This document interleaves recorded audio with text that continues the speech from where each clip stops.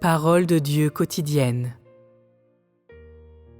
N'avoir parlé du mal de Satan qu'il n'y a que quelques instants a fait en sorte que chacun ait le sentiment comme si les gens vivent si malheureux et que la vie de l'homme est assaillie de malheur.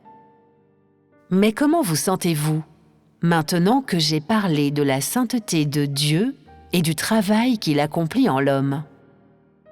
Très content. Nous pouvons maintenant voir que tout ce que Dieu fait, tout ce qu'il organise minutieusement pour l'homme, est immaculé. Tout ce que Dieu fait est sans erreur, ce qui signifie que c'est irréprochable, ne nécessite pas d'être corrigé, de recevoir des conseils ou de subir des changements de personne. Tout ce que Dieu fait pour chaque individu ne peut être contesté. Il conduit tout le monde par la main, veille sur toi à chaque instant et ne t'a jamais quitté. Puisque les gens grandissent dans ce genre d'environnement et grandissent avec ce genre de passé, pouvons-nous dire que les gens grandissent en fait dans la paume de main de Dieu? Oui. Ainsi, maintenant avez-vous toujours un sentiment de découragement? Non. Y a-t-il quelqu'un qui se sente toujours abattu? Non. Y a-t-il quelqu'un qui pense encore que Dieu a abandonné l'humanité? Non. Ainsi, qu'a donc fait Dieu? Il garde l'humanité. La grande pensée et le plus grand soin qui sous-tendent tout ce que Dieu fait ne peuvent être contestés. Qui plus est, pendant que Dieu accomplit cette œuvre, il n'a jamais posé de conditions ou d'exigences à l'un d'entre vous de connaître le prix qu'il paie pour toi, pour que tu te sentes donc profondément reconnaissant envers lui. Dieu a-t-il déjà fait quelque chose de ce genre? Non.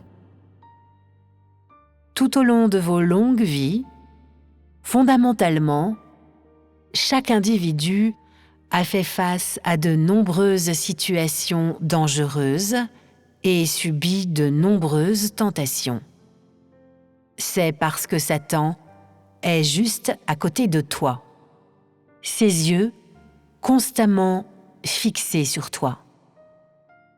Il aime quand un désastre te frappe, quand des malheurs s'abattent sur toi, quand rien ne va plus pour toi. Et il aime quand tu es pris dans son filet. Pour ce qui est de Dieu, il te protège constamment, te préservant d'un malheur après l'autre et d'un désastre après l'autre. C'est pour cette raison que je dis que tout ce que l'homme a, la paix et la joie, les bénédictions et la sécurité personnelle, tout est en fait sous le contrôle de Dieu. Il guide et décide de la vie et du destin de chaque individu. Mais Dieu a-t-il une idée exagérée de sa position, comme le disent certains? Je vous dis que je suis le plus grand de tous. C'est moi qui ai la responsabilité de vous. Vous devez tous supplier ma miséricorde et le prix de la désobéissance sera la mort. Dieu a-t-il jamais menacé l'humanité de cette façon? Non. A-t-il jamais dit « L'humanité est corrompue, alors peu importe comment je la traite, tout traitement arbitraire fera l'affaire, je n'ai pas besoin de bien arranger les choses pour eux » Dieu pense-t-il de cette façon? Non. Alors, Dieu a-t-il agi de cette façon? Non. Au contraire, le traitement de Dieu pour chaque personne est sérieux et responsable.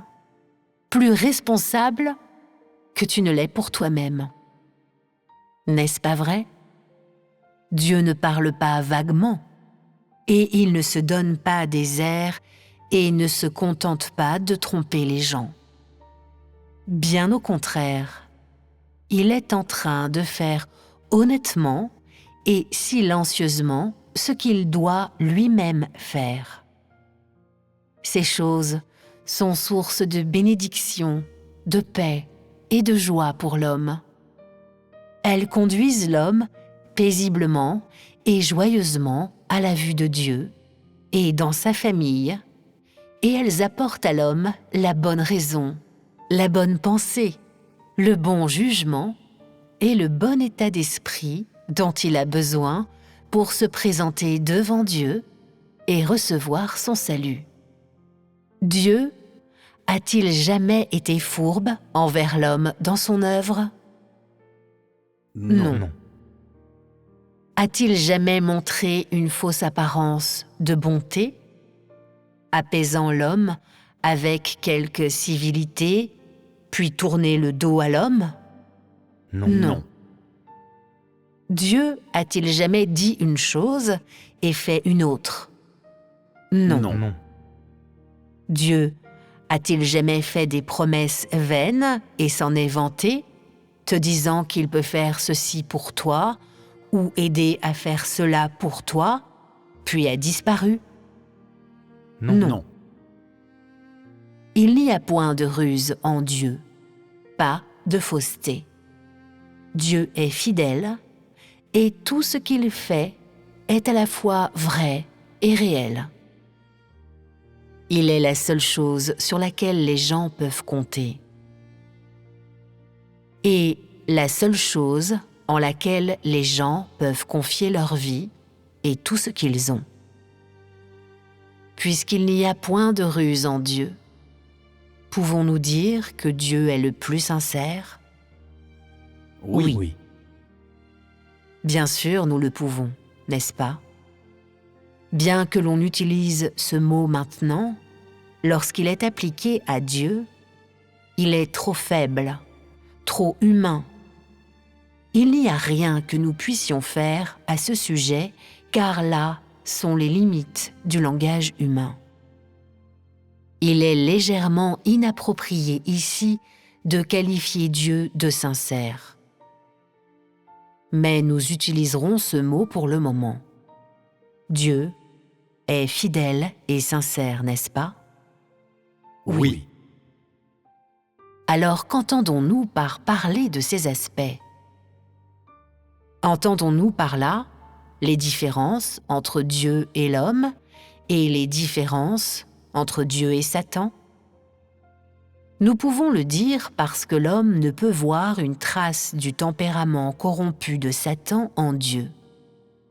Ai-je raison de le dire? Puis-je obtenir un Amen pour cela?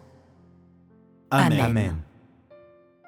Nous ne voyons aucun mal de Satan révélé en Dieu. Tout ce que Dieu fait et révèle est tout à fait bénéfique et utile pour l'homme, est entièrement fait pour donner à l'homme, est plein de vie et donne à l'homme un chemin à suivre et une direction à prendre. Dieu n'est pas corrompu. Et de plus, regardant maintenant tout ce que Dieu fait, pouvons-nous dire que Dieu est saint? Oui. Puisque Dieu n'a rien de la corruption de l'humanité et n'a rien, même pas le moins du monde, du tempérament corrompu de l'humanité ou l'essence de Satan. De ce point de vue, nous pouvons dire que Dieu est saint.